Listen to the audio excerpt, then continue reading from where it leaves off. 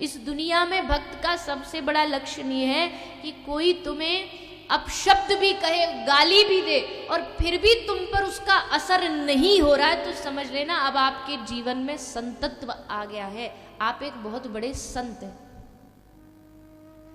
जैसे गांधी जी ने कहा था ना, कोई तुम्हारे एक गाल पे थप्पड़ मारे तो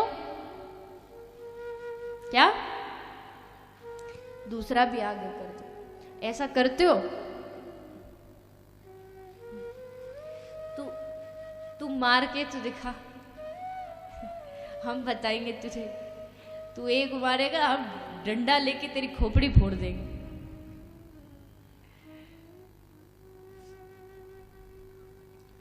बुद्ध, महात्मा बुद्ध घर घर से भिक्षा लेते थे।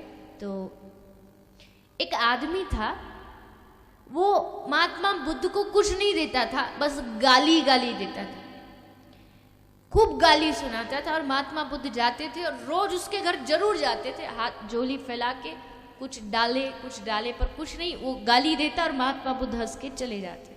रोज का नियम था, यही होता था रोज। एक दिन उसको गुस्सा आ गया, इतनी गाली सुनाई इसको, ये इसको असर ही नहीं पड़ता। तो एक दिन तो उसने हद कर दी, बुद्ध आए तो उनकी झोली में थूक दिया।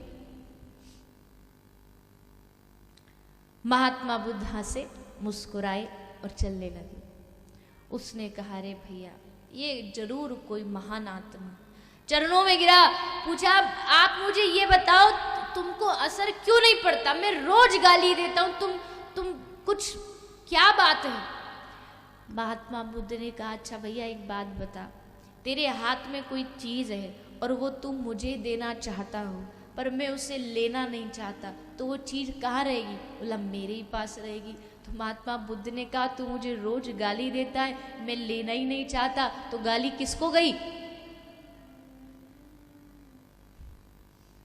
त्वदीयं वस्तु गोविंद तुभ्यमेव समर्पये, तुम्हारी प्रणामी तुम्हारे चरणों में अर्पित है। कोई तुम्हें अपशब्द कहे, हम क्यों उसके शब्दों से अपने जीवन को, एक संत हुए थे भीखण, संत भीखण एक दिन प्रवचन दे रहे थे, उनके शिष्यों का समूह बैठा था।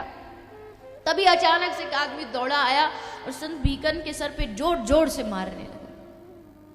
जैसे शिष्यों ने देखा, दौड़े और उस आदमी को पकड़े और मारने लगे। संत भीखण ने कहा, भैया रुक जाओ, क्यों मार रहे हो इसको? बोले, महाराज इसने आपको मारा है। बोले, नहीं, ये मारने थोड़ी आया, ये तो मुझे गुरु बनाने आया है।